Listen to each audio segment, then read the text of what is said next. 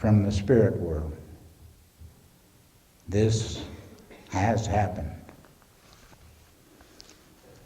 When fall comes, the leaves display their rainbow-colored robes like an Indian blanket.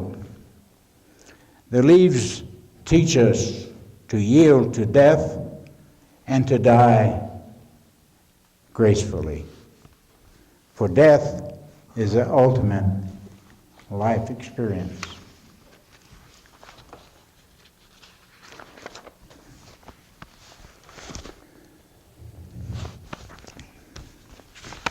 It begins. 2 pages.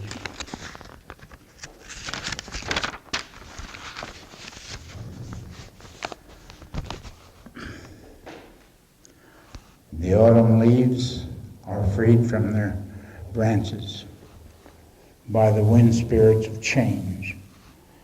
In rich color regalia, they dance their graceful descent to blend with sister water and mother soil. They form a fertile bed for infant seeds. Can you see how acceptance of death can complement the hunger for survival? Death is the survival of our spirit.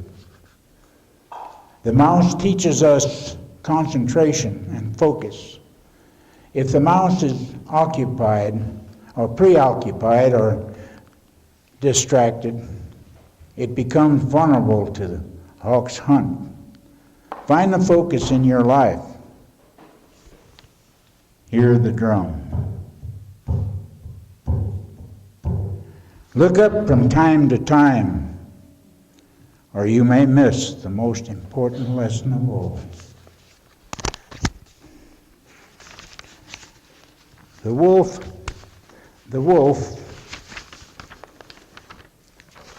teaches us endurance, strategy, planning, and perseverance. A wolf can run like the wind or be still as a stone. There is a time to be quiet like the stone, and a time to actively pursue aspirations. This is the wolf's lesson to us, if you let it happen. The Indian flows with nature, ever mindful of the great Spirit's abundant gifts to us and the whole universe. The silence between the beats of the drum is where you hold hands with the invisible, is where you hear the voice of the Supreme Being, if you let it happen.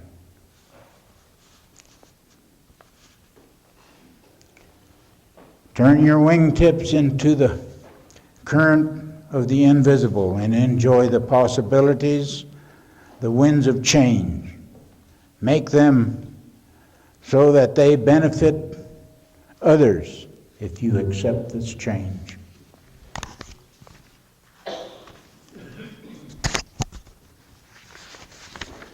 Tune in now, this instant.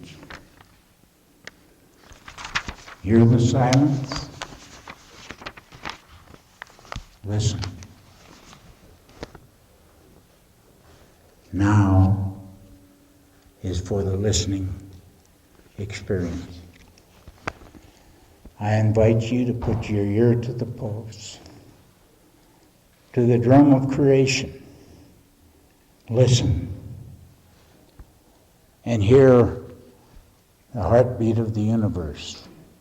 The space of silence between the beats is where you will find respect. We are spirits with body, rather than bodies with spirits. Inside this scent of truth, old thoughts reverse. If it is though we have worn our clothes of truth inside out, and now are able to wear them as they meant to be. We are breathed by the Great Spirit. We do not breathe ourselves. When the great soul maker discontinues to breathe us, we return back into the tunnel, to the spirit world from whence we came. Death is the giving of our breath back to the breath of life.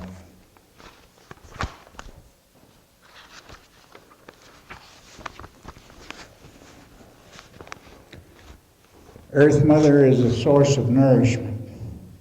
Peace, serenity, and joy are the fruits of her blessings.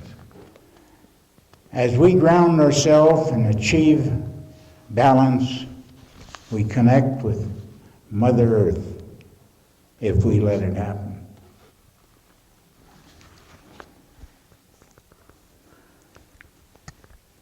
As I work the feathers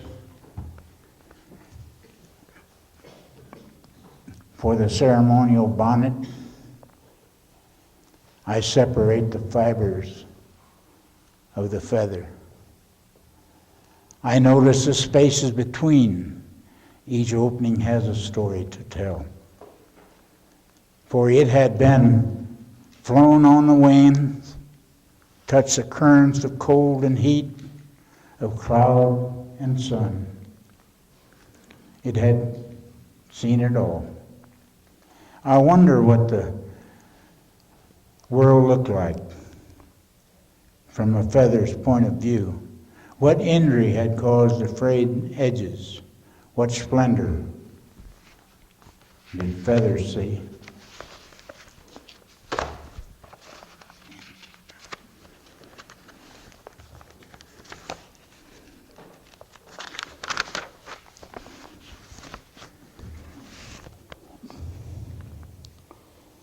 What invisible did feather touch? Ladies and gentlemen, consider a tiny blade of grass. That is part of the Great Spirit's creation too. To us Indians, that blade of grass was just as important as the old California redwood trees that've been there for ages. And the grass has grown for ages. Everything that the Great Spirit has created is as important as the other, just as you're important as one another. You're as important to God, to Wakantanka, the Great Spirit, whatever you call him. He created you like you was the only person in the universe when he created you.